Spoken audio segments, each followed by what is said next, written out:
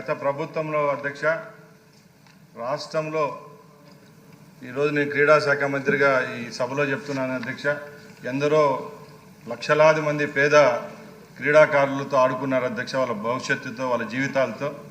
ముఖ్యంగా ఈ ఆడుదాం ఆంధ్ర కార్యక్రమాన్ని విషయానికి వస్తే ఒక మంత్రిగా నాకే సిగ్గుచేటుగా ఉంది అధ్యక్ష. ఎందుకంటే గత ప్రభుత్వంలో 47 రోజుల్లోనే 120 కోట్ల రూపాయలు ఖర్చు పెట్టినారు అధ్యక్ష.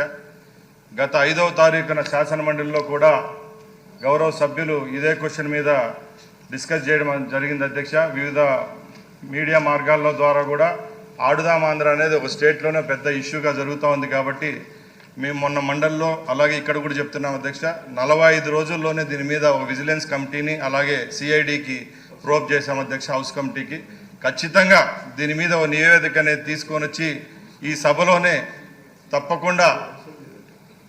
తప్పకుండా రాష్ట్రంలో గత ప్రభుత్వంలో జరిగిన స్పోర్ట్స్ విషయానికి ఆడుదాం ఆంధ్రానే కాదు అన్ని విషయాల్లో ఏం జరిగిందో అన్ని సభ దృష్టికి తీసుకొని వచ్చి అక్కడ ఎవరైతే దోషులుగా ఉంటారో అధికారులు అయితేనే ప్రజాప్రతినిధులు తప్పకుండా వాళ్ళ పేర్లను కూడా బట్టబయలు చేసేదానికి సిద్ధంగా ఉన్నామని సభాముఖంగా తెలియజేసుకుంటున్నా అధ్యక్ష. మినిస్టర్ గారు, సార్ దీని మీద సభ్యులు అడిగినది ఆవేదన అర్థం సభ్యుల కోసం కాదని అడిగేది. చాలా అవినీతి జరిగిన విషయం అందరికీ రాష్ట్ర ప్రజలందరికీ తెలుసు.